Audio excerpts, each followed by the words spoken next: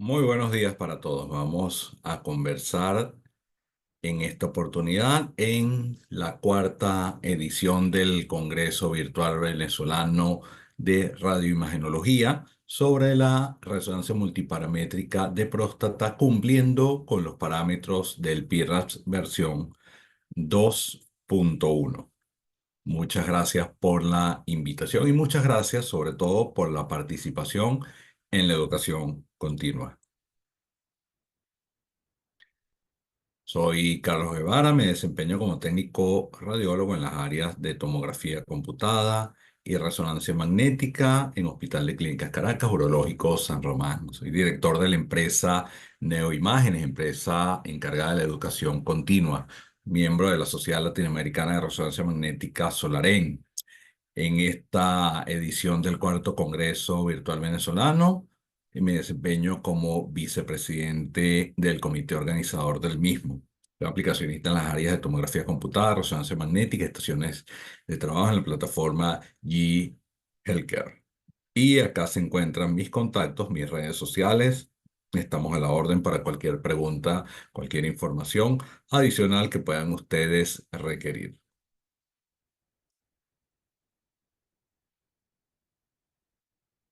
Vamos a apagar la cámara para interrumpir menos la disertación.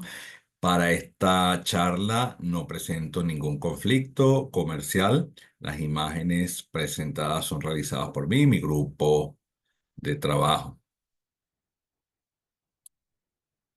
Y lo más importante, siempre cumpliendo y preservando la privacidad de los datos del paciente. Siempre que inicio una charla, una conversación sobre resonancia magnética, antes que nada, aspectos de seguridad, y es muy importante siempre mantener todo lo que son los aspectos de seguridad en resonancia magnética. Si bien cuando realizamos estudios con radiaciones ionizantes, radiología general, tomografía, la mayoría de estos efectos estocásticos suelen presentarse al cabo de largo tiempo. Sin embargo, en resonancia magnética un error lo pagamos de inmediato. Debemos siempre estar presentes del etiquetado de cualquier dispositivo, accesorio que porte el paciente o que se traslade con un paciente o con personal ocupacionalmente en el área que no sea compatible con resonancia magnética. Siempre debemos asumir que cuando un dispositivo no cuenta con estos etiquetados y estos rotulados, no es compatible con resonancia magnética. Y siempre estar pendiente de los valores del SAR, de la energía absorbida. Entonces, siempre medidas de bioseguridad en resonancia magnética. En esta charla, bueno, vamos a tratar lo que es el protocolo PIRAS 2.1.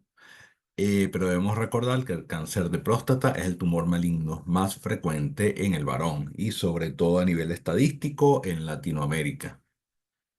¿Qué es el PIRAS? El PIRAS son las siglas de Prostate Imaging and Reporting and Data System. Es un sistema estructurado para clasificar las imágenes del cáncer de próstata o de la próstata, bien sea afectado o no por cáncer u otra patología, y poder detectar, localizar y caracterizar si existe cáncer de próstata o potencialmente pudiera existir. Este sistema PIRAS fue publicado inicialmente en el año 2012 por la Sociedad Europea de Radiología Urogenital y en el año 2015, en colaboración, fue actualizado con el Colegio Americano de Radiología. Desde esa época se encuentran publicados los primeros trabajos de resonancia multiparamétrica de próstata. Una vez, tradicionalmente por biopsia, existe la clasificación Gleason para puntuar el nivel de severidad que pueda presentar algún tejido maligno post-biopsia. Hay distintos niveles de clasificación. Y en la clasificación PIRAX se toman 5 niveles de clasificación, similar como se hace con el BIRAPS en el caso de las mamas. Existe desde un nivel 1 de muy bajo riesgo o poco riesgo hasta el BIRAPS número 5, que es un riesgo muy alto o significativamente haya cáncer. En cuanto a estas clasificaciones, podemos ver que existen distintas patologías como lesiones focales, lesiones nodulares, lesiones que se encuentran en distintas zonas de la glándula prostática con distintos patrones. cómo se comportan las lesiones en una secuencia potenciada en T2, cómo se van a comportar en una secuencia en difusión de múltiples valores B y cómo se va a comportar en el mapa de ADC, dependiendo el comportamiento o la categorización de estas lesiones por el médico radiólogo entrenado con los criterios PIRAPS versión 2.1, se va a realizar la puntuación o la clasificación definitiva PIRAPS según cada caso o según cada paciente, siempre entendiéndose que el más complejo y el más difícil es el nivel PIRAPS 3, ya que es un nivel intermedio entre lesiones focales, lesiones de alto riesgo, alta clasificación. Pero esto es muy importante ya que debido a esta estandarización o categorización, una biopsia puede ser más precisa, mejor dirigida o incluso cuando hay bajo riesgo se puede evitar la biopsia y en definitiva el paciente puede ser sometido a control imagenológico. Quería traer estas imágenes. Cuando hubo la primera publicación de la primera versión del PIRAPS, nosotros en Hospital de Clínicas Caracas, con un equipo analógico, un Signet Sight, se logró adaptar este protocolo para la plataforma de la época, con los estándares de la época, y obtuvimos imágenes muy buenas, sobre todo con la técnica de difusión bien compleja para esa época. Logramos hacer un valor B hasta de 1500 para los gradientes de ese equipo, una plataforma analógica imposible lograr valores de 2000 o de 2500. Sin embargo, con valores de 1500 y el respectivo mapa de ADC y la secuencia dinámica, se lograron imágenes muy buenas para esa época. Incluso se logró adaptar una secuencia dinámica para la época, la cual resultó con una resolución temporal bastante buena. Desde esa época venimos trabajando en el Hospital de Clínicas Caracas con el protocolo PIRA. Sin embargo, bueno, han habido ya versiones posteriores y actualmente se encuentra la versión PIRATS 2.1, que es la revisión del año 2019. Vale acotar que estas revisiones, estos trabajos siempre se hacen de manera retrospectiva y no se cesa de trabajar en ellos por el grupo de especialistas encargados. Se va tomando imágenes, se va tomando toda la data pertinente y se va retroalimentando para realizar revisiones y mejoras a futura para seguir estandarizando y mejorando los criterios. Vale recordar siempre que de lo que se trata el PIRATS es de realizar un reporte estructurado y unificar los criterios, de manera que si yo me realizo el estudio por ejemplo, me encuentro en la ciudad de Caracas, en distintos centros de salud de la ciudad de Caracas o en distintos centros de salud de Venezuela o de Latinoamérica o de cualquier otro país, las características técnicas, aspectos técnicos de adquisición del estudio y los aspectos técnicos del informe estructurado sean similares. Simplemente estandarizar criterios para que esto sea reproducible. Cuando comparamos las actualizaciones o las versiones que tenemos del PIRAPS, fíjense, la comparación o las principales revisiones del PIRAPS en esta versión 2.1 respecto a la anterior, y quiero aclarar que para esta presentación, básicamente quise textualmente tomar las publicaciones o documentarlo directamente de la publicación del PIRAPS 2.1 que está documentos públicos en la página del Colegio Americano de Radiología, entre otros, para justamente evitar ese margen de interpretaciones o subinterpretaciones y tomar el documento madre, el documento raíz. Entonces, fíjense, los criterios o las principales actualizaciones del PIRAPS 2.1 tiene aspectos técnicos, como es recomendado siempre la secuencia T2 de alta resolución, que la vamos a adquirir en el plano axial y debemos solamente acompañar al menos uno o dos planos adicionales. Por razones de tiempo podemos optimizar o solamente realizar opcional un coronal T2 o un axial T2. La secuencia de difusión se trata de estandarizar los valores B y en cuanto a la secuencia dinámica, se sugiere optimizar la resolución temporal al menos en 15 segundos y que la secuencia preferiblemente sea un T1 de la familia ecogradiente. Y esto básicamente por la buena resolución temporal que ofrecen las familias de ecogradiente. Hay igualmente criterios de clasificación e interpretación con respecto al informe médico estructurado. Y en cuanto a la resonancia biparamétrica, que es un tema en discusión, fíjense, en la versión anterior se sugería realizar la resonancia de próstata biparamétrica. Sin embargo, en este tema del PIRAS clasificación 3, hubo muchos criterios que terminaron en biopsia y estos estudios retrospectivos. Recuerden que todos estos puntos que están acá no son al azar, sino son retroalimentados por estudios suministrados de todo el mundo. Se realizaron muchas biopsias que resultaron negativas. Entonces, se sigue considerando mantener la administración del contraste y realizando el estudio multiparamétrico con la secuencia dinámica hasta tanto se continúe y se puedan estandarizar un poco más los criterios de exámenes. Esta charla, y es de los aspectos que más me gusta a mí del PIRA, es que con respecto al operador en consola de resonancia, bien sea licenciado, técnico, tecnólogo en imagenología, radioimagenología, nos da los criterios, los aspectos técnicos que necesitamos nosotros para estandarizar o realizar un protocolo. Y fíjense que en la revisión, además de que a partir de la página 17 del documento madre del PIRRAS 2.1 tenemos todos los aspectos técnicos en cuanto a las secuencias que debemos parametrizar para el protocolo. Justamente en la revisión se centra en estos tres puntos: la secuencia T2, que es la más importante del protocolo PIRRAS, la secuencia de difusión y la secuencia dinámica. Algunas consideraciones clínicas que tiene el propio tema, y aquí ya comienzo cuando ven este recuadro, es porque es texto tomado directamente de la publicación del PIRAS versión 2.1 del Colegio Americano de Radiología.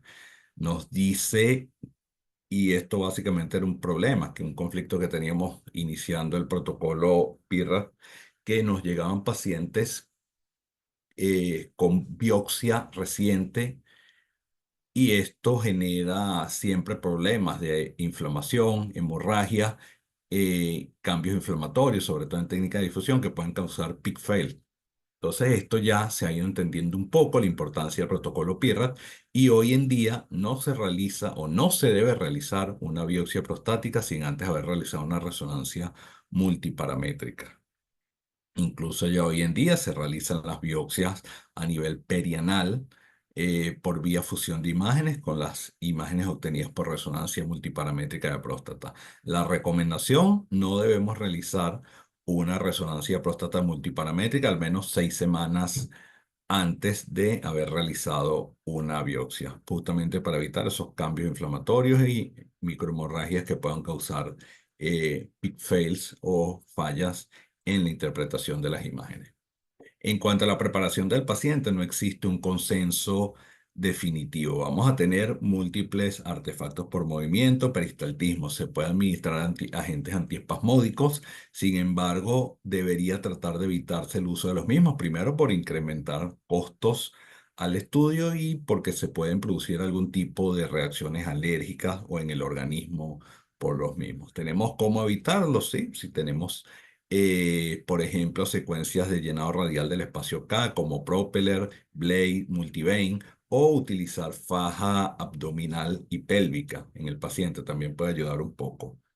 En cuanto a la bobina endorrectal, esta puede producir artefactos por distorsión a nivel del recto con el balón, puede deformar la anatomía. Ya les voy a mostrar más adelante una imagen. Igualmente se recomienda evitar eyaculaciones en el paciente al menos entre 24 y 36 horas para tener bien planificadas las vesículas seminales.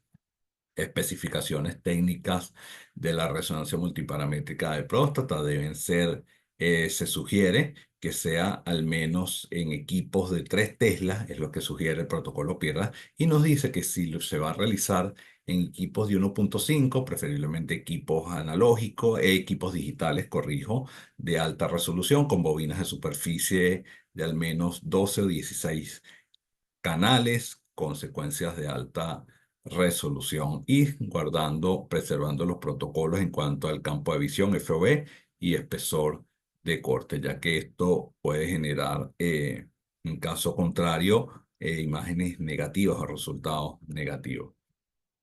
El campo magnético, como lo decía acá, puede ser preferiblemente, dice el propio documento 3 Tesla, pero admitido o probado en 1.5, manteniendo los estándares. No se debe realizar resonancia multiparamétrica de próstata por debajo de 1.5 Tesla y totalmente descartado en equipos de campo abierto en la actualidad. Como ya les comentaba anteriormente, la bobina endorrectal a los inicios se utilizaba ya que en los equipos de vieja data las bobinas de superficie no tenían los suficientes canales de transmisión y resolución de las imágenes y se realizaba la secuencia de espectroscopía prostática. Entonces, para esto era necesario alta señal, alta calidad de señal y se utilizaba la bobina endorrectal. Sin embargo, si bien es cierto que el examen de próstata, el examen físico, genera mucho recelo en algunos caballeros y evitan que acudan a la consulta, con más razón, y pueden observar la foto acá de una de las posiciones de la bobina endorrectal. Si no les gustaba el examen físico, menos les iba a gustar el examen de próstata multiparamétrica, porque era en esta posición con el balón endorrectal inflado en cavidad rectal y por una duración prolongada de tiempo. Entonces, si bien para espectroscopía producía muy buena señal, para los estándares y protocolos actuales en donde ya no se contempla la espectroscopía prostática, puede que vuelva, sin embargo, está descartada o no está recomendada en los estándares de la actualidad. Este balón endorrectal, si no está bien colocado, va a producir artefactos sobre la glándula prostática, hiperintensidad de señal a nivel de la zona periférica, deforma las vesículas seminales. Entonces, con bobinas de superficie hoy en día podemos obtener muy buena señal. Fíjense esta comparativa. Acá del lado izquierdo tenemos lo que era anteriormente la bobina endorrectal y cómo se deforma la anatomía de la próstata, incluso con hiperintensidades de señales allí con el balón y la bobina en cavidad rectal. ¿Y cómo se realiza hoy en día con los estándares de la actualidad? Una bobina de superficie totalmente cómodo del paciente. Tenemos muy buena calidad de señal y no se deforma. Si respetamos los criterios de preparación, no se deforma la anatomía prostática. Fíjense, esta era la bobina endorrectal, cómo se encontraba para la época. Fíjense que produce hiperintensidad de señal a nivel de la glándula prostática y en secuencias de difusión totalmente desvirtuada la anatomía. ¿Qué otros aspectos nos sugiere el protocolo Pierras versión 2.1? Se puede seguir realizando la interpretación con informes manuales, informes estructurados, plantillas que posea cada centro de salud. Sin embargo, se sugiere ya implementar controles o informes estructurados por programas de inteligencia artificial o de software de reconocimiento. Y al final de esta presentación, en las últimas láminas, les tengo una sorpresita grata allí. Así que manténgase en línea.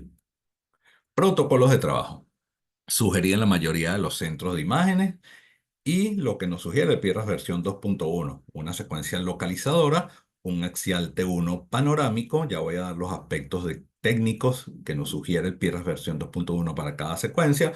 Una secuencia sagital T2 de alta resolución, una secuencia coronal T2 de alta resolución, una secuencia axial T2 de muy alta resolución. La secuencia de difusión podemos realizar, depende con lo que contemos en consola, una o dos secuencias de difusión y ya voy a dar el detalle cuando realicemos una y cuando realicemos dos, y una secuencia dinámica. Este protocolo con muy alta resolución, y ya les voy a mostrar las características, nos demora aproximadamente entre 20, 25, 28 minutos. Comencemos. Las secuencias T1 y T2. Las secuencias T1 y T2 deben ser realizadas, preferiblemente secuencias T1 y T2 pesadas. Vamos a apagar acá un poco para mantener la presentación constante. Estas secuencias nos van a ayudar a determinar si existe hemorragia en próstata, vesículas seminales, igualmente la secuencia T1 para valoración de el lecho prostático, el piso pélvico y el resto de la anatomía. Vamos a utilizar administración de contraste a base de quelatos de gadolinio en las secuencias en T1. La secuencia axial T1 puede ser obtenida con o sin supresión de la grasa. Puede ser una secuencia de la familia spin-echo o una secuencia de ecogradiente, totalmente flexible el protocolo PIRAS en cuanto a la secuencia T1. Y la localización o los cortes deben mantener la cobertura que vayamos a utilizar para la difusión, la secuencia dinámica en contraste. La resolución puede ser más baja comparada con la resolución T2, ya que vamos a trabajar con un FOV más grande, vamos a tener una cobertura anatómica más grande. Se sugiere que sea al menos desde la bifurcación de la aorta abdominal hasta la sínfisis púbica. Aquí algunos parámetros técnicos de la secuencia T1. Fíjense que podemos trabajar con un FOE más grande para cubrir toda la región pélvica. Podemos tener un espesor de corte, incluso trabajar con espaciados acá. Sin embargo, eso no nos implica que disminuyamos la resolución de contraste de esta secuencia. La más importante dentro del protocolo del PIRAS en la versión 2.1 es la secuencia T2. La secuencia T2 es la más importante, incluso en los estudios generales de pelvis masculino y femenino, la secuencia T2 es la más importante y por eso se hace tanto hincapié en los aspectos técnicos. Esta secuencia tiene que ser una secuencia T2 pesada. El PIRAS nos dice que la podemos adquirir en un plano axial o en planos oblicuos, dependiendo siempre o respetando el eje largo de la glándula prostática. Y la vamos a adquirir en un plano axial y al menos uno o dos planos ortogonales, bien sea coronal o sagital. Si tenemos tiempo en consola para hacer ambos, mejor y el médico radiólogo va a estar más feliz. Igualmente, el protocolo habla en cuanto a las secuencias 3D. Nos dice que pudiésemos utilizar secuencias T2 3D isotrópicas para complemento. Sin embargo, en la actualidad estas secuencias T2 tienen baja resolución de contraste, por lo que no se recomienda sustituir nuestra secuencia en plano axial T2 Fajepin Eco. Y la secuencia debe ser secuencias de alta resolución, secuencias en 2D, rare o que tengan rápida adquisición y tiempo de realce de relajación, fast recovery en otras casas comerciales como y las secuencias que sean de la familia Fage Spin Eco o Turbo Spin Eco para prevenir el blurring y el exceso y los ecotren excesivos. El espesor de corte debe ser de 3 milímetros sin cap o sin espaciado y va a ser la misma cobertura que vayamos a realizar en la secuencia de difusión y en la secuencia dinámica de contraste. El FOV debe ser generalmente entre 12 hasta 20 centímetros, entendiéndose que los más pequeños de 12 a 14 son para quienes cuenten con equipos de 3 Tesla o superiores. En 1.5 Tesla, a partir de 18, 16, 18, 20 centímetros, si contamos con software de inteligencia artificial, podemos trabajar con FOV más pequeños, pero podemos tener muy buena resolución. Y vamos a cubrir por completo la glándula prostática y vesículas seminales. Y este último punto es el que se le presta menos atención, sin embargo, debe mantenerse muy al pendiente, que es la resolución o la dimensión. El píxel en fase debe ser de 0.7 milímetros y en la frecuencia de 0.4 milímetros. Esto nos va a incidir en la resolución. Entonces, este último aspecto, a veces ignorado, debe ser muy presente para obtener este tipo de resultados en cuanto al contraste y a la calidad de imágenes. Piensa acá observando por encima, grosso modo, algunos aspectos de la Secuencia potenciada entre 2, fíjense, acá tiene un buen tamaño de píxel de 0,5, 0,7, una secuencia Fast Recovery, manteniendo un espesor de 3 por cada 0 en cuanto al espaciado. Y fíjense, tiene un FOV de 17 centímetros, tiene un buen tamaño acá de la matriz del FOV.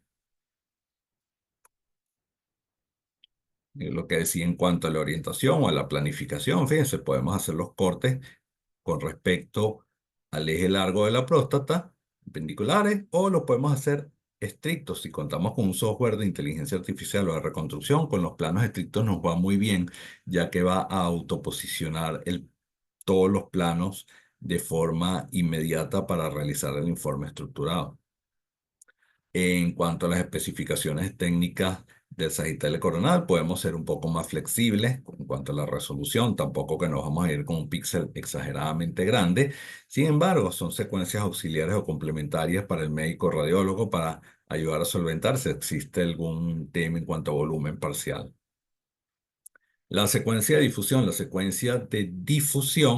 el PIRA en la versión 2.1 lo que nos aclara es o nos termina de sugerir cómo van a ser los valores B que vamos a tomar y nos dice que con respecto a la señal ruido y al equipo que estemos trabajando nosotros, debemos hacer mucho hincapié en este tema. Vamos a trabajar con un valor B alto de entre 700, 800 y hasta 1000 para el cálculo del ADC. Entonces, los aspectos técnicos que tiene el PIRA en la versión 2.1 nos va a decir que la técnica de difusión va a ser en respiración totalmente libre, nos da valores sugeridos en cuanto al tiempo de eco y el tiempo de repetición.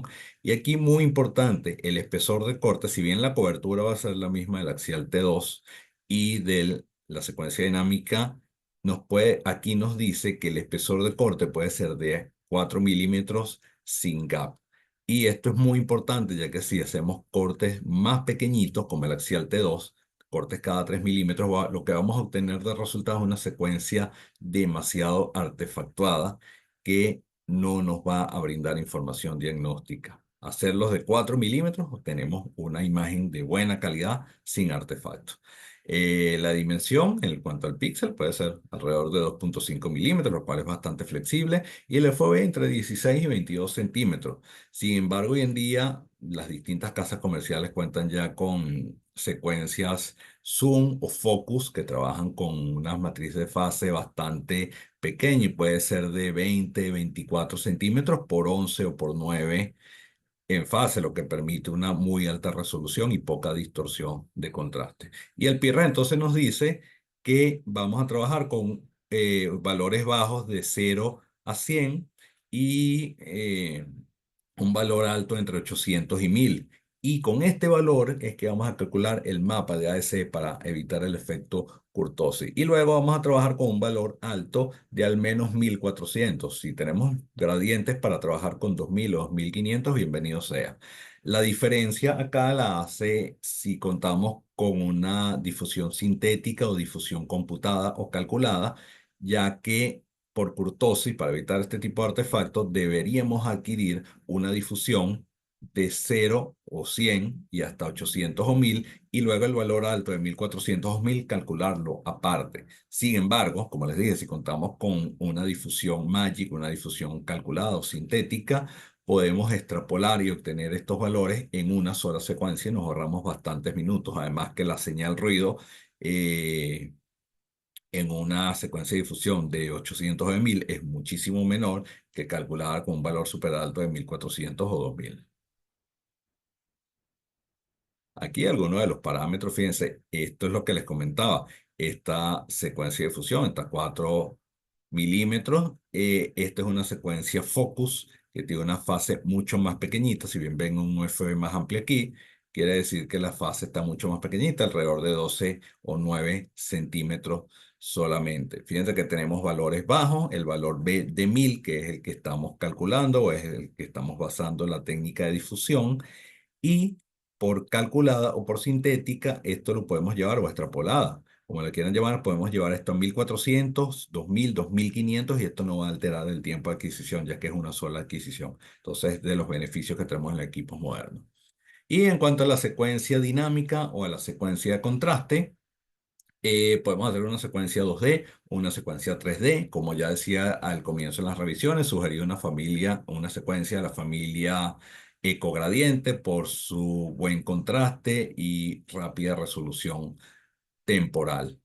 Eh, Esta secuencia igualmente tenemos valores sugeridos en cuanto a tiempo de eco y a tiempo de repetición. El espesor de corte debe ser de 3 milímetros sin espaciado y el plano de la cobertura va a ser el mismo que utilizamos en la secuencia T2, en la secuencia de difusión. Fíjense, muy importante, acá el FOV no está limitado, es bien amplio y puede decir que al menos cubra próstata o vesículas seminales. Sin embargo, si ya en las primeras secuencias obtenemos imágenes de lesión o sospechas de piso pélvico, ganglios piso pélvico. Esta secuencia con un FOV un poco más grande no pierde resolución y podemos obtener hallazgos incidentales o complementarios para el informe estructurado. Igualmente hay información acá en cuanto al tamaño del píxel sugerido y acá muy importante la resolución temporal, al menos 15 segundos debería ser la duración de cada fase o de las fases iniciales, o lo que llamaríamos el washing.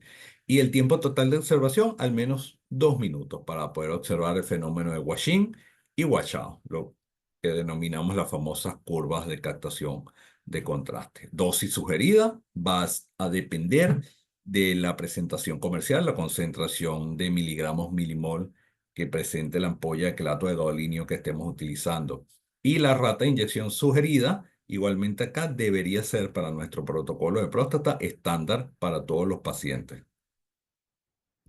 Acá, fíjense, esta es una secuencia disco, una secuencia dinámica que ofrece buena resolución de contraste, minimiza movimientos y tiene alta resolución temporal. Fíjense, acá la resolución temporal de esta secuencia es bien bajita y le podemos realizar multifase. Tiene una fase de máscara sin contraste y luego va a realizar toda la secuencia dinámica en conjunto con la inyección, si la podemos realizar con bomba automática o de forma manual. Si no contamos con la bomba, esto no es una limitante. Así es como deberíamos observar ya un estudio de próstata multiparamétrica concluido. La secuencia T2 de alta resolución, este es un paciente patológico, la secuencia T2, la secuencia de difusión, ahí hiperseñal, hiperintensidad señal, la secuencia eh, dinámica, acá tienen hiperintensidad señal en secuencia de difusión, valor B de 2000, secuencia de mapa de ADC con hipointensidad de señal. Esta imagen justamente es la que nos permite los beneficios de la resonancia multiparamétrica de próstata sobre el examen físico. Esta es una lesión que por examen físico es imposible que puedan detectarla. Otros aspectos o otras características, fíjense, en la resonancia multiparamétrica de próstata nos dice secuencias básicas, pero que deben hacerse bien. Si bien cada centro es libre de realizar secuencias adicionales o secuencias complementarias que pueden incluir en el protocolo, no deben extender demasiado el tiempo en la máquina de un paciente y añadir secuencias adicionales no debe implicar en disminuir la resolución temporal, espacial y calidad del estudio de las secuencias más básicas o más importantes como el axial T2, la difusión y la secuencia dinámica si usamos uso de contraste. Pero fíjense, acá probando un poco y haciendo susceptibilidad magnética extracraneal. Siempre acá para diferenciar cuando existen microhemorragias versus calcificaciones. Observen las secuencias morfológicas. Este paciente presenta una imagen hipointensa, una posible calcificación y llevando susceptibilidad magnética tenemos esta imagen que descartamos que es microhemorragia al hacer la imagen de fase filtrada donde nos dice que esto es un contenido diamagnético. Igualmente lo podemos utilizar para valorar, como este caso, un paciente con una prostatitis, las microhemorragias. Fíjense lo importante también, a veces incluir este tipo de secuencias en un protocolo y no nos va a extender demasiado el tiempo. Acá quería comparar un poco en cuanto a la resolución de píxeles. Esto es un trabajo que estaba haciendo un Cine Explorer. Esta secuencia la teníamos de base, un píxel de 0.7 versus Un píxel de 0.5. ¿Incidió en el tiempo del estudio? Sí, incidió en el tiempo del estudio. Sin embargo, se pueden obtener imágenes diagnósticas de buena calidad y muchas veces en prostatitis, en patologías un poco pequeñas o difusas, esa pequeña diferencia de tamaño de píxel de 0.5, de 0.7 a 0.5 incide en los resultados. Esta imagen es la del píxel de 0.5 por 0.5, este es de 0.7, 0.7. Entonces es imperceptible al primer momento, pero para que vean lo importante de respetar los criterios del peer. Igualmente quería mostrarles, esta fue una imagen que probando un poco, llevando el equipo al extremo a un píxel de 0.3 por 0.3, si bien el equipo no cuenta con herramientas de inteligencia artificial, tenemos mucho ruido de fondo en la imagen. Sin embargo, fíjense el nivel de detalle que logramos obtener en vesículas seminales y extremos. Más aún, logramos observar la porción intramural del uréter. O sea, podemos mirar el uréter por dentro al bajar un píxel a una resolución más extrema. Esto es en 1.5 Tesla. Big fail o problemas más comunes que solemos encontrar en un equipo, en un estudio de próstata multiparamétrica. El más común, artefactos o prótesis metálicas, sobre todo cadera a nivel de la región. Muchas veces el estudio puede ser salvado con bandas de supresión o consecuencias radiales, focus, bandas de supresión. Sin embargo, es más limitado muchas veces y nos va a dar un poco más trabajo. Simplemente podemos hacer pruebas antes de canalizar vía y realizar preparación al paciente. Si el estudio no se puede realizar, simplemente existen otras técnicas. Peristaltismo, que ya los nombramos en cuanto a la parte de la preparación del paciente. Fíjense en los artefactos por peristaltismo que se producen acá. Esto lo podemos solucionar con antiespasmódicos o consecuencias de llenado radial del espacio K. Y otro problema de mala preparación o no preparación del paciente. Fíjense en la ampolla rectal sin preparación, cómo desfigura totalmente la anatomía de la próstata y deforma la secuencia de difusión, produciendo artefactos por aire que pueden resultar en falsos positivos. Y acá una preparación correcta, fíjense una ampolla rectal con microenema, inmediatamente previa a la realización del estudio, tenemos una ampolla totalmente libre de aire sin el paciente haber realizado una dieta previa ni extrema de días anteriores y tenemos una muy buena información en cuanto a la anatomía prostática. Y esto último que se los quería traer acá a colación, ya para concluir, esto es el software ProView de la casa GE Healthcare. Este es un software que incluye algunas herramientas de inteligencia artificial para el análisis postproceso de las imágenes. Y fíjense, de una vez él ya te carga los planos principales, podemos cambiar el T2 por el T1, el coronal. Acá tenemos en un mismo plano, nos da todas las imágenes que tenemos en el T2 de alta resolución. Difusión, podemos cambiar el valor B, esta es la de valor B2000. El mapa de ADC, tenemos la secuencia dinámica que corre en cine y automáticamente nos da una gráfica dependiendo de donde nosotros coloquemos un ROI o una región de interés. Él nos va a demostrar cómo es la captación de contraste en ese punto. Fíjense, acá podemos ir avanzando las bases y se va observando cómo es la captación o la relación de captación del contraste, el wash-in y el wash-out, lo podemos correr en modo de cine. Fíjense cómo es la dinámica del contraste, lo importante de la resolución temporal de esta secuencia. Una vez, fíjense que estamos moviendo el ROI y se observa lo que sería el wash-in, un wash-in rápido, y lo que sería el watchout, y tomamos como control una arteria ilíaca para observar el patrón de llenado y vaciado de esta lesión. Fíjense, tiene una captación rápida y un vaciado rápido. Una vez con toda esta información en cuanto a cómo se comporta la imagen en T2, la imagen sospechosa, sospechosas en T2, difusión, mapa de AEC, captación de contraste, comienza el médico radiólogo a valorar acá la información clínica del paciente. Entonces comienza a llenar la historia. Fíjense que hay 4 pasos en la parte superior, 4 puntos que va a ir llenando el médico. Le damos siguiente. Ya una vez que coloca la información clínica, lo siguiente es el volumen de la glándula prostática. Y en esta versión del ProView detecta automáticamente a partir de las secuencias en T2 el volumen de la glándula prostática. Esto tiene una efectividad del 100%. ¿Lo puedo corregir a mano? Sí, puedo realizar una corrección a mano, pero él automáticamente me da el volumen de la glándula prostática. Yo simplemente reviso, verifico que el volumen esté bien trazado, que mantiene relación, acepto, si no voy a editar, y ya tengo el volumen prostático. Luego viene la parte de añadir lesiones si el paciente tiene lesiones sospechosas. Fíjese, acá tengo una hipointensidad en zona periférica en T2, hiperintensidad en difusión, hipointensidad en mapa de ADC, hay hipercaptación positiva en secuencia dinámica, entonces yo puedo comenzar a añadir lesiones desde una hasta todas las que consiga el médico especialista, reporto la lesión, bien sea lineal, bien sea longitudinal, medimos valores de ADC sobre el mapa, nos van a dar valores allí que el médico los va a reportar y toda esta información yo la puedo ir traspolando a un informe. Cuando le digo mapa de sectores, fíjense que me da el reporte estructurado que utilizan los urólogos de todos los mapas de sectores de la glándula prostática. Allí una vez que yo pinto una lesión, él me la va a traspolar. Yo valido esta información.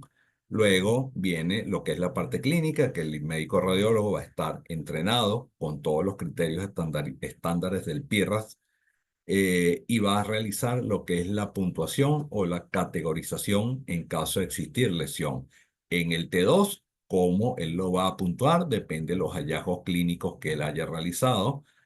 Hago acotación que yo solamente estoy llenando esto de forma superficial acá para que vean las herramientas. Esto no representa un diagnóstico clínico, valga la aclaración. Fíjese el contraste, simplemente captó o no captó. Una vez que el médico va puntuando, colocando todos estos resultados, va haciendo serie siguiente, va a realizar todas las puntuaciones respectivas, hace los comentarios clínicos para el informe, va a realizar el resto de los criterios, si existe invasión o no de vesículas seminales, lecho prostático, si hay otro tipo de lesiones o hallazgos, y al final va a realizar su conclusión en el reporte estructurado. Todo esto al final él va a generar un reporte en PDF que se puede imprimir a colores o que se puede enviar hoy en día en digital a cualquier sistema de PACS o a cualquier sistema en la nube. Y allí tiene, va guardando las imágenes más características, va a realizar el reporte estructurado, el reporte puntuado con todos los criterios del PIRAC según cada lesión, volumen prostático, niveles de antígeno total, específico, relaciones de antígeno. Y esto es lo que le llega al urólogo y en base a esto planifican biopsia o planifican el control y seguimiento del paciente. Entonces, esto es lo importante de contar con este tipo de herramientas de software automatizados que ya incluyen opciones de inteligencia artificial.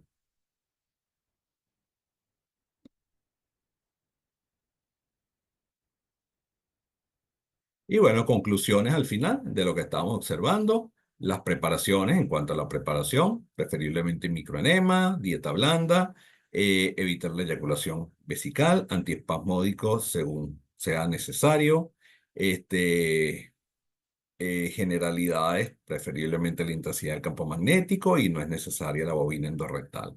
Y en cuanto a la secuencia, planos axiales o estrictos, cómo deben ser configuradas las secuencias T2 con los parámetros técnicos, la secuencia de difusión, valores recomendados o sugeridos, la secuencia dinámica, valores recomendados o sugeridos, y para la secuencia dinámica, plano, cobertura, tiempo, sobre todo la resolución temporal es lo que se hace más hincapié.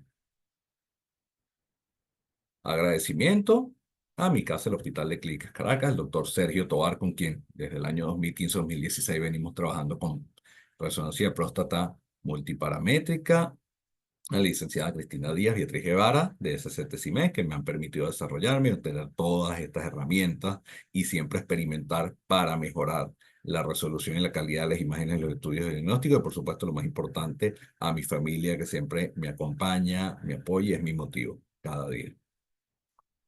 Quien se atreve a enseñar nunca debe dejar de aprender, así que siempre educación, educación, educación es lo más importante. Acá están mis contactos, mis redes, siempre a la orden de todos ustedes para cualquier evento. Y lo que se viene, seguimos con educación, curso de desarrollo profesional. Así que vamos. Un placer haber estado con ustedes. Carlos Guevara, me despido. Nos vemos en el quinto congreso.